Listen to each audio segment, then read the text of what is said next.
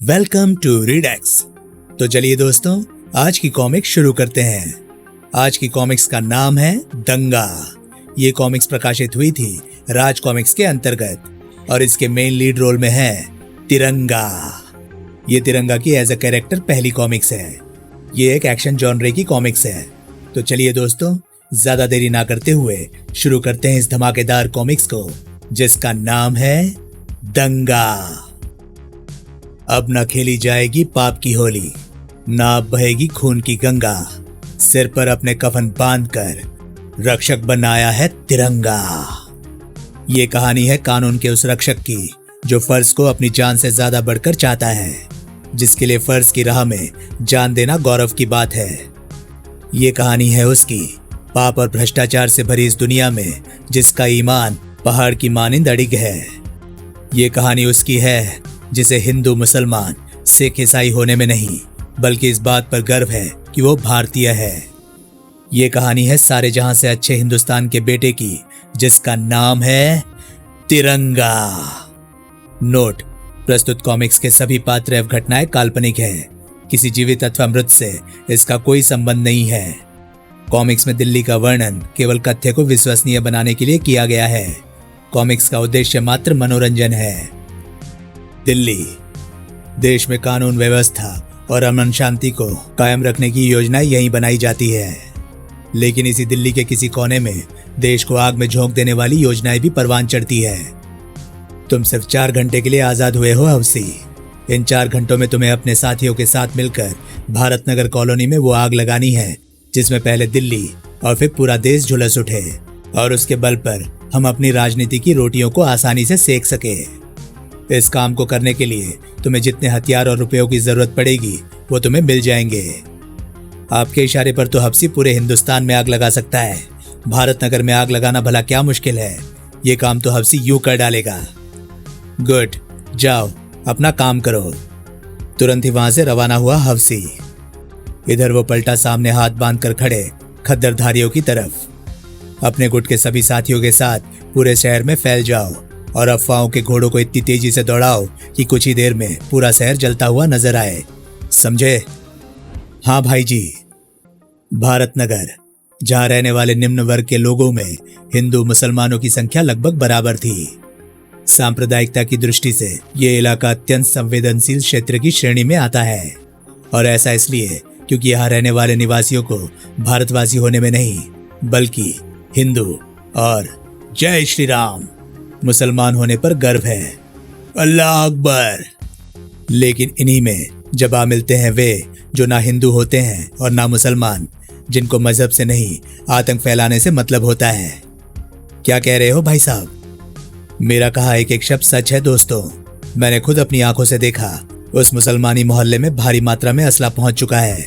वे बाबरी मस्जिद का बदला लेने के लिए उस मोहल्ले में मौजूद अपने सत्यनारायण मंदिर को उड़ाने का प्लान बना रहे हैं। सुनने वालों के खून में तो उबाल आना ही था। अगर ऐसा है तो हमने भी चूड़ियां नहीं पहन रखी है।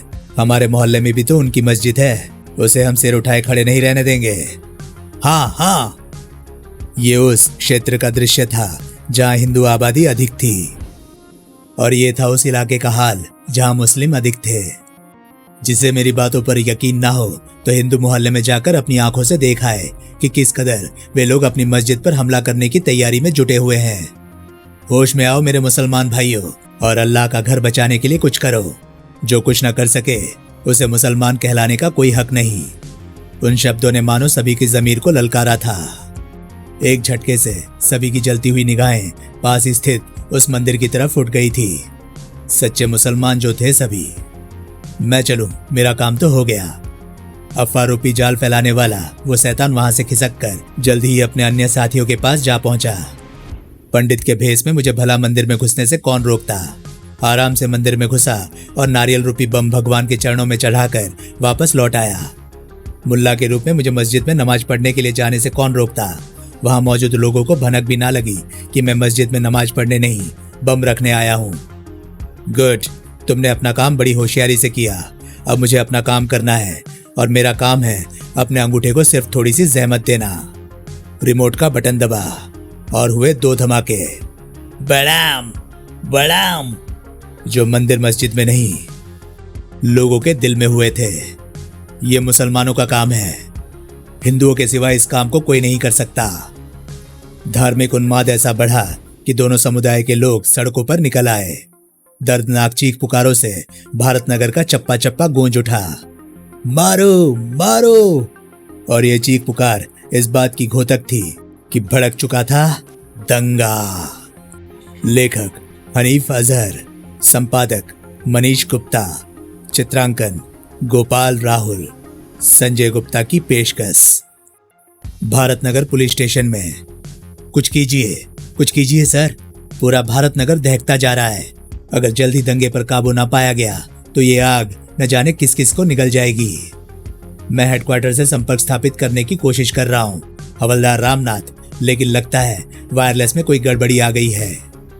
ओह, तो फिर आप थाने में मौजूद स्टाफ को आदेश दे दीजिए सर कि वे मेरे साथ दंगा रोकने का प्रयास करें। हाँ, ये हो सकता है। तुम थाने के सभी पुलिस कर्मियों को लेकर दंगा रुकवाने पहुंचो। Okay sir. अपने ऑफिसर को सैल्यूट करके तेजी से बाहर को लपका हवलदार रामनाथ। जब वो अन्य पुलिस कर्मियों के पास पहुंचा तो, तुम्हारा दिमाग खराब हो गया है रामनाथ। दंगा जिस रूप में भड़का हुआ है उसके बीच में कूदना सीधा मौत के मुंह में छलांग लगाने के समान है। इसलिए दंगे को रोकने का विचार त्याग दे और हमारे साथ बैठकर ताश खेल। रोज से सूखे पत्ते की तरह ही तो कांप उठा हवलदार रामनाथ। तुम सब कायर हो, बेईमान हो, अपने फर्ज से मुंह मोड़कर दुनिया को धोखा दे रहे हो। लेकिन मैं तुम जैसा नहीं। सुना तुमने, मैं तुम जैसा नहीं। मैं इस पवित्र वर्दी की लाज रखूंगा।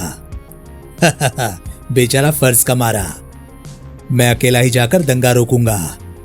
नया नया बदली होकर आया है ना, इसलिए इस थाने के रूल नहीं जानता। अगर जानता होता तो फर्ज नाम के गीत ना लापता। अपने फर्ज को निभाने के लिए अपनी जान को हथेली पर रख दंगाग्रस्त इलाके में आ पहुंचा वो सच्चा सिपाही। रुक जाओ, मैं कहता हूं रुक जाओ। बंद करो ये इंसानी लहू को पानी की तरह सड़कों पर बहाना। बंद करो ये शैतानियत। धड़ाक। शैतानियत के उस रूप को देखकर तो हवलदार रामनाथ का संपूर्ण अस्तित्व ही कांप उठा। उफ नहीं, वे शैतान दो मासूम बच्चों पर पेट्रोल छिड़ककर उनमें आग लगाने जा रहे हैं। नहीं अंकल, प्लीज अंकल, नहीं। मेरे जीते जी हरगिज नहीं हो पाएगा ऐसा। अपने पूरे जीवन की सबसे तेज दौड़ लगाकर उन शैतानों से जा टकराया हवलदार रामनाथ। हटो हैवानो। धड़ाक। पुलिसिया, मार डालो साले को। तड़ाक। भड़ाक। तुम जैसे पागल कुत्तों से कैसे निपटा जाता है ये मैं तड़ाक भड़ाक साए अच्छी तरह जानता हूं। दंगाई के हाथ से गिरी तलवार को लपक कर उठाया रामनाथ ने और भागो। आओ शैतानो, मैं तुम्हें बताता हूं कि खून जब नसों के बंधनों को तोड़कर आजाद होता है तो कितना दर्द होता है। दूसरों की जान लेने वालों के दिलों में इतनी हिम्मत कहां थी कि वे अपनी जान को मुसीबत में देख खड़े रह पाते। रामनाथ ने दोनों भयभीत बच्चों को अपने अंग से चिपटा लिया। तो ये क्या हो रहा है बाबा? सभी एक दूसरे को क्यों मार रहे हैं? हिंदू और मुसलमानों में दंगे हो गए हैं बेटा। ये हिंदू और मुसलमान कौन होते हैं बाबा? मास्टर जी तो कहते हैं कि हम सब भारतवासी हैं। बच्चे के सवाल ने झुरझुरी सी दौड़ा दी हवलदार रामनाथ के जिस्म में। चीख ही पड़ा वो। गलत, तुम्हारे मास्टर जी गलत कहते हैं मेरे बच्चे। वे शायद जानते नहीं कि हम सब भारतवासी नहीं, हम में से कोई हिंदू है, कोई मुसलमान, कोई सिख और कोई ईसाई है। हमारा भारत से कोई संबंध नहीं। अगर संबंध होता तो क्या हम यूं खून बहाते? क्या हम ये आग लगाते? क्या हम जाति धर्म के नाम पर शैतान बनते? शैतान? ये शैतान वही होता है ना बाबा जिसे हम कॉमिक्स और कहानियों में देखते पढ़ते हैं? हाँ, वही मेरे बच्चे, उसी शैतान की बात कर रहा हूं मैं। लेकिन वो शैतान आज सिर्फ कॉमिक्स और किस्से कहानियों में ही नहीं रह गया है। आज वो सड़कों पर उतर आया है, जाति धर्म और भाषा के लिए लड़ते इन इंसानों के रूप में। अरे, अचानक बिच्छू काटे सा चौंका हवलदार रामनाथ। और उसके चौंकने का कारण था वो चेहरा। हवसी उस वैन में कैसे? उसे तो हवालात में बंद होना चाहिए था। मैंने उसे अपने हाथों से वहां बंद किया था। क्या रहस्य है ये? मुझे थाने में जाकर पता करना चाहिए। दोनों बच्चों को एक घर में सुरक्षित छोड़कर जब वो पुलिस स्टेशन पहुंचा, हवसी यहाँ साहब के साथ?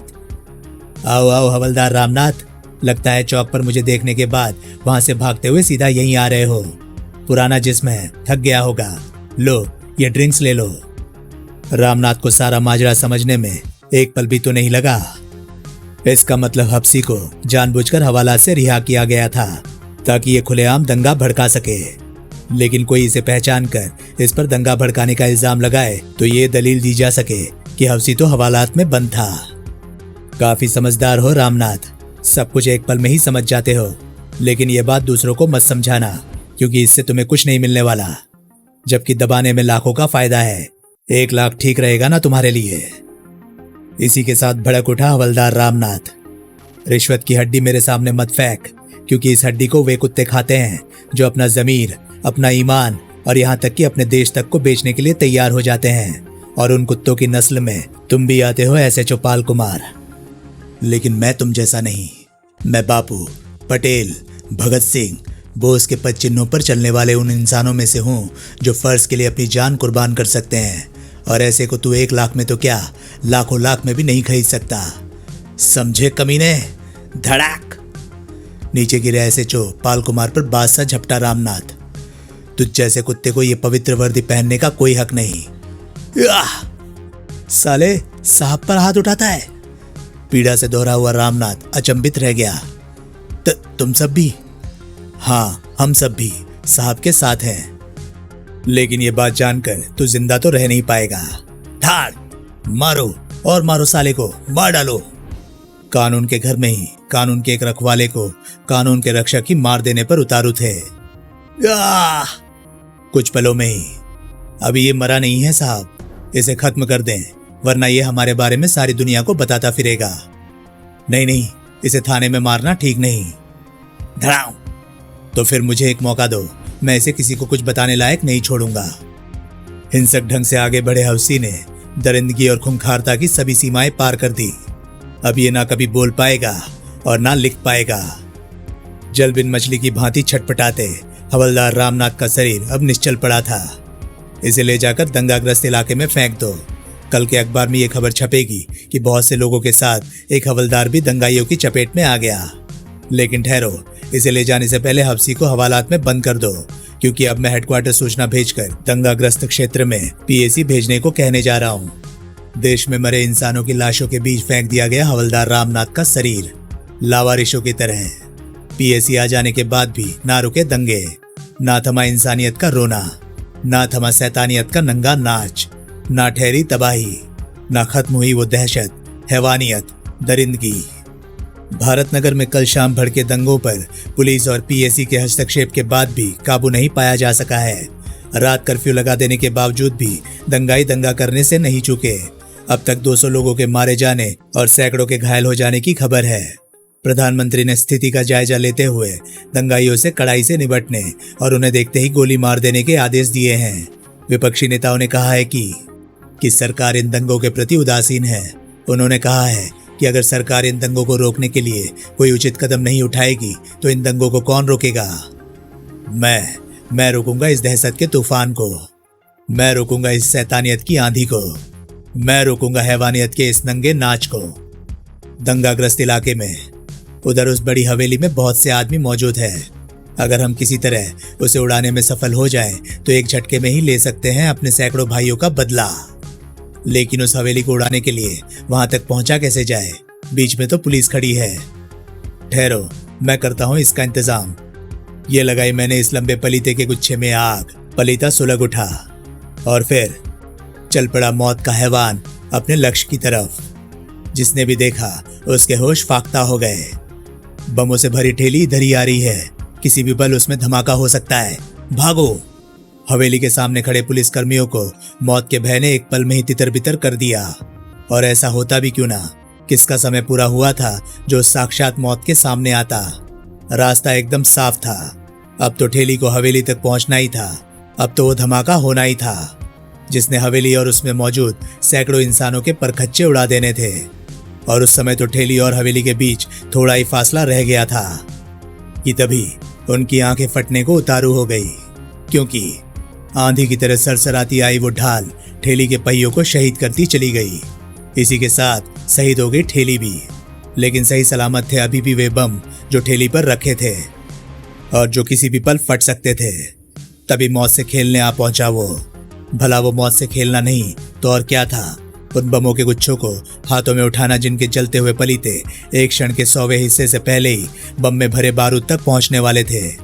लेकिन एक पल का वो 100वां हिस्सा भी शायद उसके लिए बहुत था, जो बमों के उस गुच्छों को थाम कर किसी छलावे की भांति कुएं की तरफ उछल गया था। शायद उसका मकसद बमों को पानी में फेंक कर बेकार करना था, लेकिन वो अपने मकसद में सफल हो जाता उससे पहले ही बड़ाम बमों में धमाका हो गया। थम कर रह गई देखने वालों की सांसें।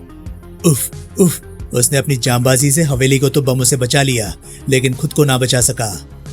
उफ, भयानक मौत से मरा एक जांबाज। तभी देखने वालों को दिखाई दिया वो अजूबा। औरों के लिए जो अपनी जान पर खेल जाते हैं, उन्हें भला ऐसे धमाके कहाँ मार पाते हैं। खुले हुए मुखों से शब्द बनकर निकले वो सवाल।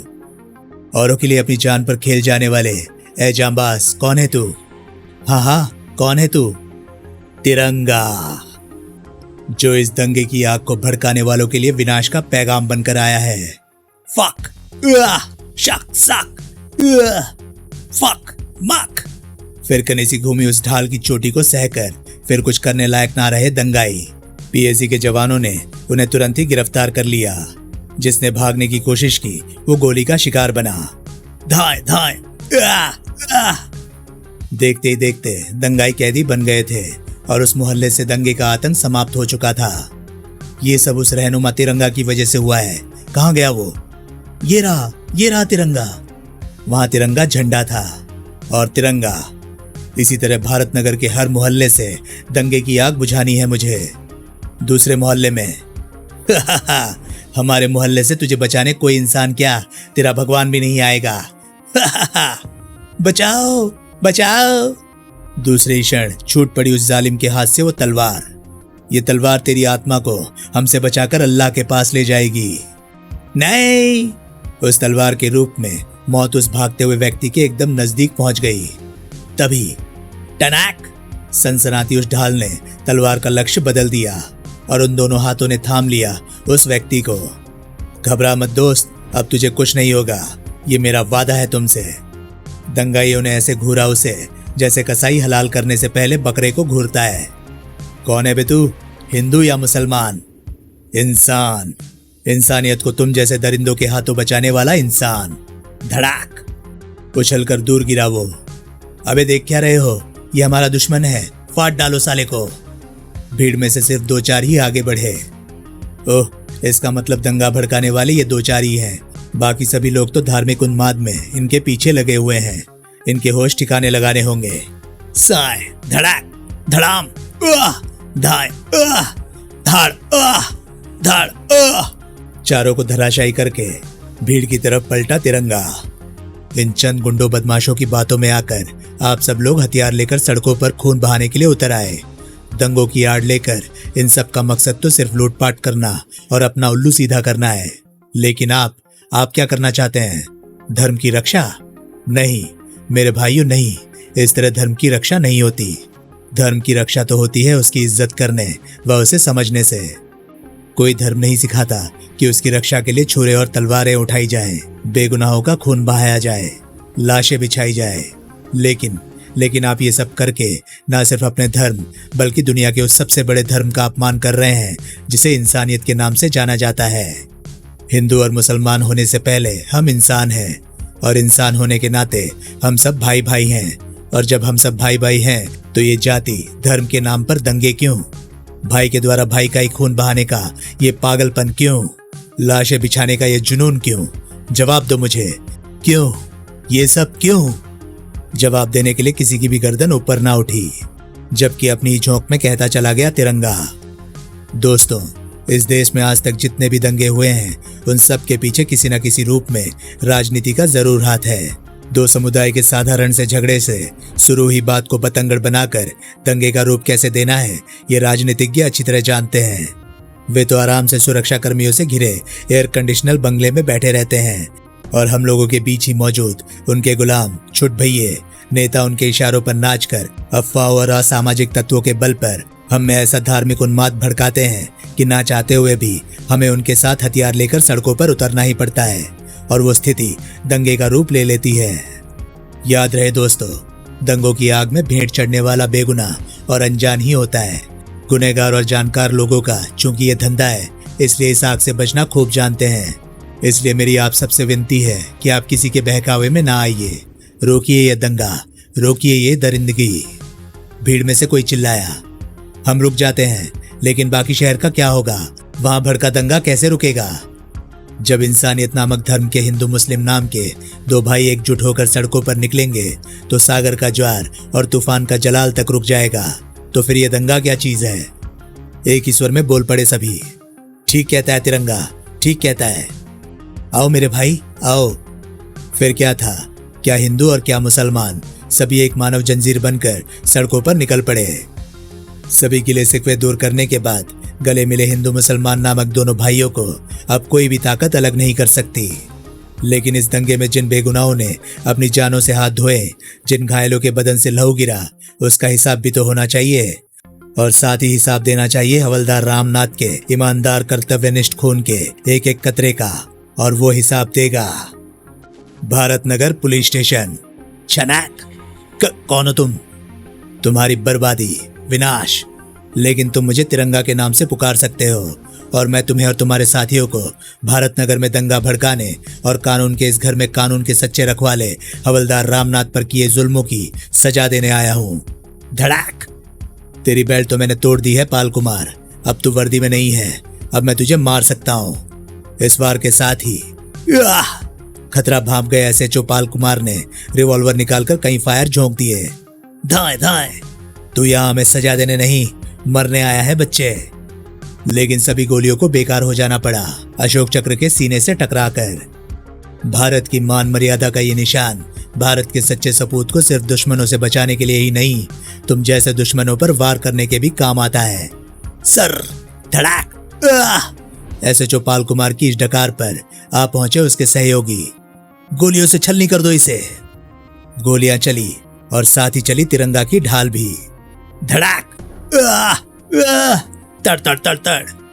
अच्छा हुआ अपने गुनाहों की सजा पाने तुम भी यहीं आ गए, वरना मुझे तुम्हें ढूंढने का कष्ट करना पड़ता। चारों सिपाहियों की बेल्टें भी कट गई। धड़ाक। तुम जैसों ने कानून को अपनी बपौती समझ लिया है। तुम सब वर्दी में छिपे जहरीले सांप हो जो अपने जहरीले दांत कानून की गर्दन में धसाए। धाड़। वर्षों से कानून का खून पी रहे हो, लेकिन अब तुम्हारे दिन लग चुके हैं। भड़ाक। उफ, ये तो एकदम तूफान है, इससे बचकर भागना होगा। एसएचओ पाल कुमार भागा तो नहीं, मैं तुम्हें इतनी आसानी से नहीं निकल भागने दूंगा, क्योंकि तुम्हें तो अभी ये बताना है कि वो कौन है जिसके इशारे पर कठपुतली बनकर तुमने दंगा भड़काने में उसका सहयोग दिया। बोल पाल कुमार बोल। आई, तेरे सवाल का जवाब मैं नहीं कोई और देगा बेवकूफ, और वो होगा हफ्सी। याहू। अपनी हवालात का दरवाजा खोलकर बाहर निकला हफ्सी, तिरंगा पर टूट पड़ा। तेरे हर सवाल का जवाब अब हफ्सी देगा बच्चे, और वो जवाब सिर्फ एक शब्द होगा, धाड़। और वो शब्द है मौत। मौत ही मिलेगी तुझे अब जवाब में, और वो मौत मिलेगी तुझे इन संगीनों से जिससे चाहकर भी तू बच नहीं पाएगा, क्योंकि ना तो अब तेरे हाथ में तेरी ढाल है और ना ही तेरे पास बचने का कोई रास्ता। सचमुच मेरे पास बचने के लिए कुछ भी नहीं है, या शायद है मेरी बेल्ट में खुंसा ये तिरंगा, जो आज बिना डंडे के हवा में लहराकर मुझे इस शैतान से बचाएगा। ओह! खिड़की से आती तेज हवा के झोंके से लहराकर वो तिरंगा ठीक हफ्सी के चेहरे पर जा चिपका, और इसी के साथ तिरंगा को बचने का अवसर मिल गया। खच! फुर्ती से फर्श पर कलाबाजियां खाते हुए उसने ढाल उठाई और धड़ाक। और फिर मैं चाहता तो ये डंडा तेरे दिल में छेद करके आर पार हो सकता था हफ्सी, लेकिन मैं अपने हाथों को तेरे गंदे खून से रंगना नहीं चाहता। खचाक। डंडे को हफ्सी के जिस्म में चुभाता हुआ चीखा तिरंगा, अपने आका का नाम बता हफ्सी, वरना तेरी जिंदगी को मौत से भी बदतर बना दूंगा मैं। नहीं! अचानक पीड़ा से चीखते हफ्सी ने कर दी वो अप्रत्याशित हरकत। अरे! एक झटके से उसने डंडा तिरंगा के हाथ से छीन लिया और खच!